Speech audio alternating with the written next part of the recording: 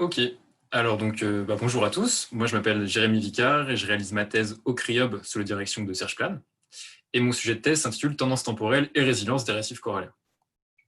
Alors je vais tout de suite commencer par vous expliquer un peu le contexte, donc vous expliquer ce que sont les récifs coralliens, une question que certains d'entre vous se posent peut-être. Donc les récifs coralliens, ils sont formés par l'accumulation de squelettes calcaires produits par les coraux. C'est ce qu'on voit ici sur cette photographie prise sur la Grande Barrière de Corail. Donc les taches brunes ici, ce sont des coraux. Et en fait, quand on met la tête sous l'eau, on remarque que ce sont des animaux qui sont fixés, qui vivent en colonies et qui sont composés de polypes. Pardon. Et quand on zoome davantage, on voit que le polype, ça va ressembler à ça. C'est une sorte de petite méduse. Et dans cette méduse, dans ces petits polypes, on va avoir des taches brunes un peu vertes, qui sont en fait des zooxanthelles, des algues unicellulaires, qui vivent en symbiose avec le corail et qui vont lui apporter une partie de son énergie grâce à la photosynthèse.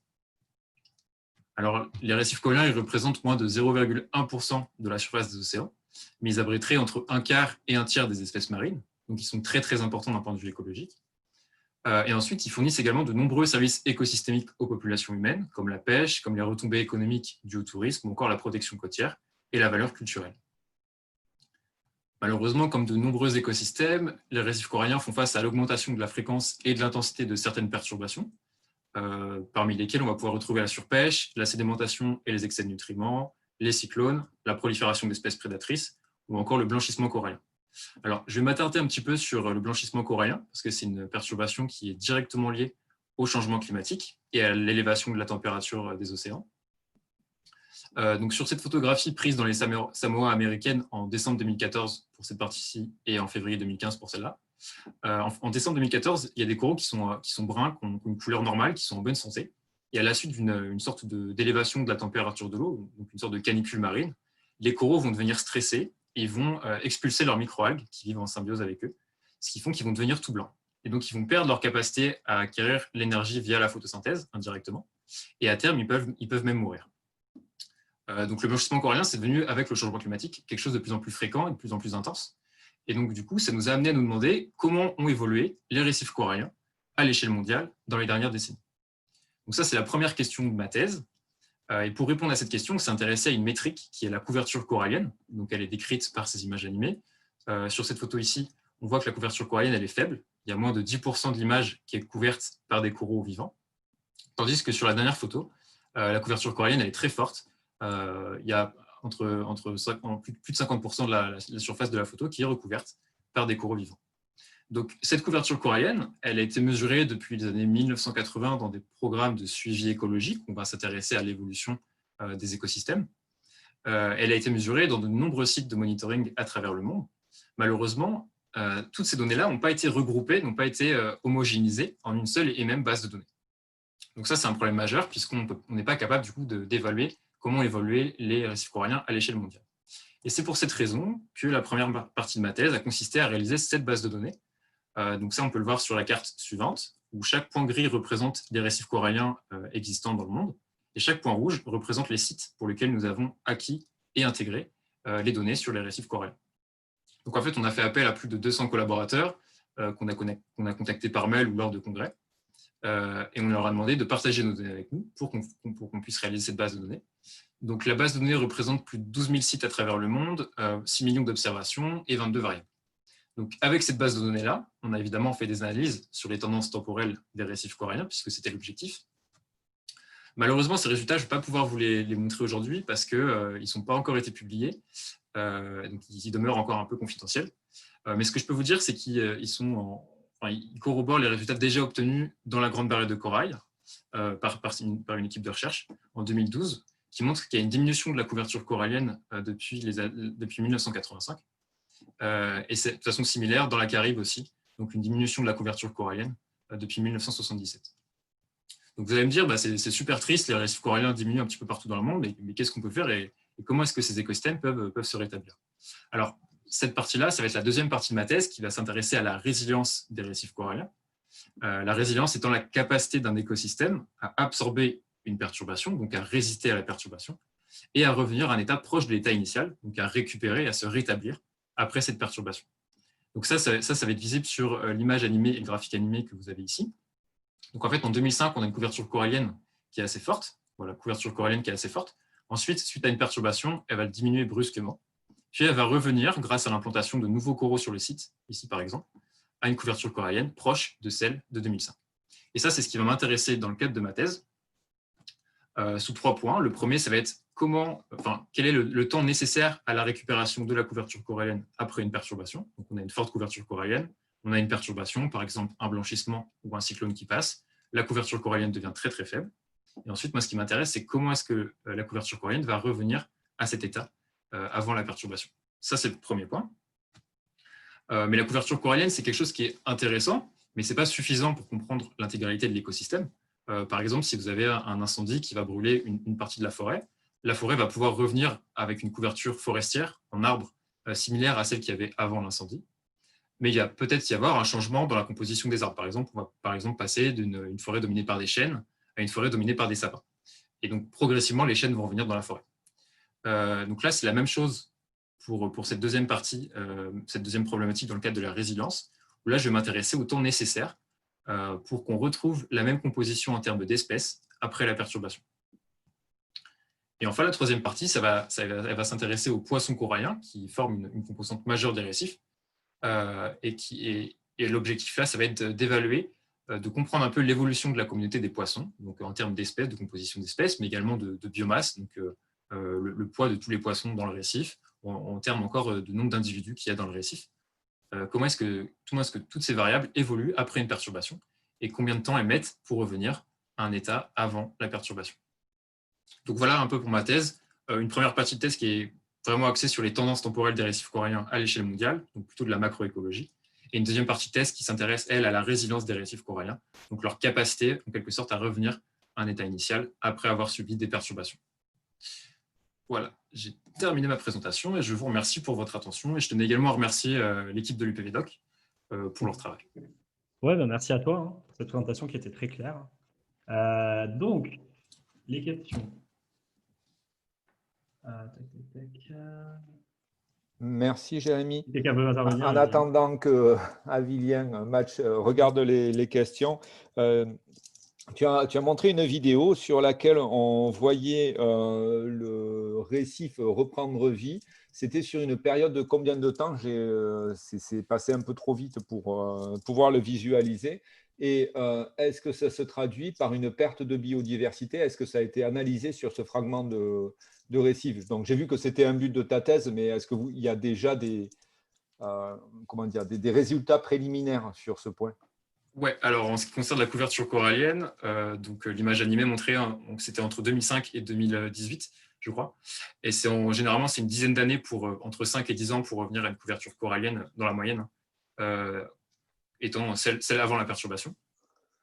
Et ensuite, par rapport à la biodiversité, je n'ai pas les chiffres en tête, mais il y a effectivement des travaux qui ont été réalisés où il y a un changement complet dans la communauté, donc dans la composition en termes d'espèces du récif, que ce soit pour le benthos, donc sur le fond des océans avec les coraux, ou que ce soit pour la composition des poissons. Ok, je te remercie. Je reviens, il y a des questions qui arrivent dans le chat.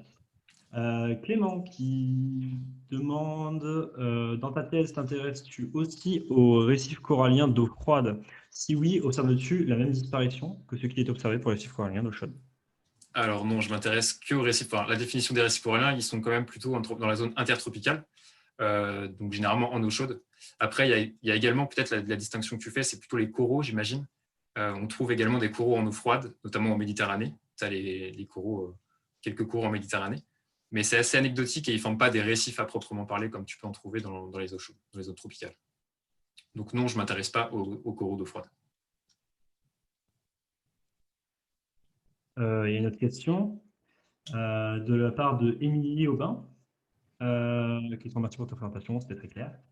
Tu as eu accès aux données récentes de Tara Pacific pour ton étude? Alors, du coup, mon directeur de thèse était le directeur scientifique de Tara Pacific. Alors, ils ont fait quelques relevés sur le pourcentage de recouvrement, il me semble. Mais le problème, c'est que ce n'est pas des séries temporelles. En fait, ce n'est pas des relevés qui ont été faits sur plusieurs années sur le même site. Et du coup, on n'a pas décidé de les intégrer. Et en plus, Tara Pacific était essentiellement concentré sur une approche plutôt génétique, génomique. Je ne vais pas pouvoir vous en parler trop parce que ce n'est pas mon domaine. Donc, c'est une approche un petit peu différente, malgré qu'elle reste également sur les récifs coralliens. Ouais. Je rebondis là-dessus pour dire qu'il y a eu une présentation, notamment pendant le confinement. Si je me souviens bien, c'était justement Serge Panet qui avait fait pour l'UPVD. C'est un qu'on a pu suivre et ça a été très sympa. J'ai une question qui vient de Arnaud, donc sur Facebook. Est-ce que la modification d'un courant marin dû au réchauffement climatique pourrait engendrer un phénomène de résilience? Alors, oui, en fait, tu veux dire que pour éviter que la température monte trop, si certains courants sont modifiés, ils apportent plus d'eau froide et du coup, il y a moins de blanchissement peut-être. Alors, ça, c'est une solution. Je pense que ça n'a pas été observé, en tout cas, je ne l'ai pas vu. Après, les courants marins jouent beaucoup sur la résilience parce que, un petit peu à la manière des végétaux avec les graines qui sont transportées par les vents, dans l'océan, tu as beaucoup d'espèces qui sont benthiques, donc qui sont fixées, comme les coraux, qui vont en fait envoyer leurs larves dans la colonne d'eau. Et ces larves vont être transportées par les courants. Et grâce aux courants, elles vont pouvoir coloniser d'autres sites, des sites qui ont potentiellement été abîmés par des perturbations. Donc, oui, les courants jouent un rôle majeur. Bon, du coup, on a une autre question derrière de Charlotte.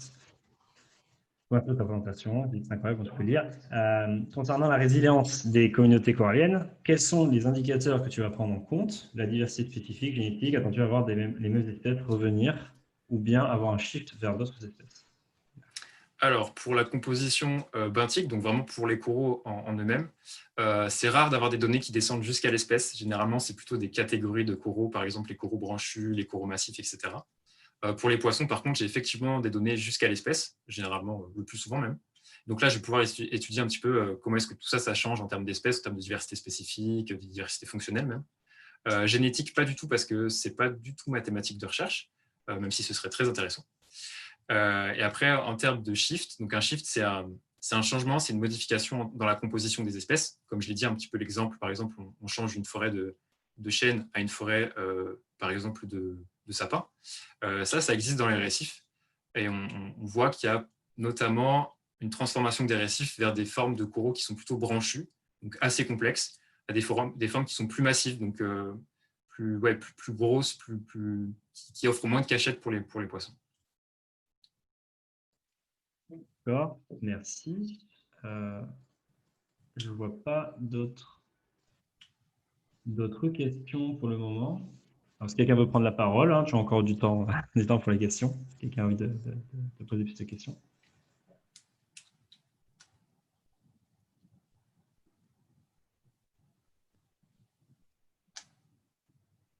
Okay. Bon, c'est parfait. Moi, j'aurais une petite question. Du coup, c'est sur ce phénomène de blanchiment des coraux. On connaît certaines des causes de ce blanchiment, mais est-ce qu'on sait ce qui se passe au niveau, parce que moi je suis biologiste, ce qui m'intéresse, c'est de savoir ce qui se passe à l'intérieur des coraux, comment ça se met en place ce blanchiment finalement? C'est parce que visiblement le corail il est stressé, il est dans un environnement défavorable, mais qu'est-ce qui se passe au niveau de sa physiologie pour que... Ouais, alors c'est pas le sujet de ma thèse et j'ai regardé un petit peu ce qu'il faisait dans la biblio, mais pas des masses, donc j'espère pas dire de bêtises. Et ce que j'en ai retenu, c'est que quand il y a une élévation de la température de l'eau, ça peut aussi être davantage de lumière, trop de luminosité. Et du coup, les algues vont se mettre à produire des ROS, je pense que tu connais bien le terme, des Reactive Oxygen Species. Et du coup, elles vont finir dans le corail, dans leur hôte. Et l'hôte, en étant stressé, il va les expulser par réflexe. Voilà. Ah ouais, je pensais bien qu'il y avait une histoire de Ross. Eh ben, écoute, si nous n'avons pas... Ah si, il y a une question qui vient d'arriver. C'est une question de Christelle. Tu penses quoi du blanchiment? Elle sait que c'est réversible sur des courtes périodes de temps, mais au long terme, tu penses que c'est foutu ou que ça peut encore aller? C'est la question comme elle l'a été envoyée. Hein. Alors, en plus, il y a une autre question qui passe après sur la restauration corallienne et la régénération, donc je vais faire un petit peu un lien. Ouais, c'est possible en fait de restaurer entre guillemets des écosystèmes plutôt que de favoriser avec la connectivité, donc l'apport de nouvelles larves. On peut déjà planter des coraux qui ont été bouturés, un petit peu de la même façon que vous en faites comme si vous semiez d'autres graines d'arbres dans votre jardin. Mais ça a des limites parce que c'est à l'échelle vraiment locale. Donc, les seules solutions, je dirais, pour éviter que les récifs coralliens s'effondrent et soient détruits dans des échelles de temps d'ici la fin du siècle, je pense qu'il faut travailler sur les causes en fait, de tout ça. Donc, limiter le réchauffement climatique au maximum, limiter la surpêche, changer les pratiques culturelles, etc. Exactement. Je pense que tu as répondu, du coup à la question sur le chat. Je pense que c'est bon, là, on a 15 minutes. Donc, je ne vois pas d'autres questions. Et merci à toi. Donc, Merci. tu conclus très bien ce congrès.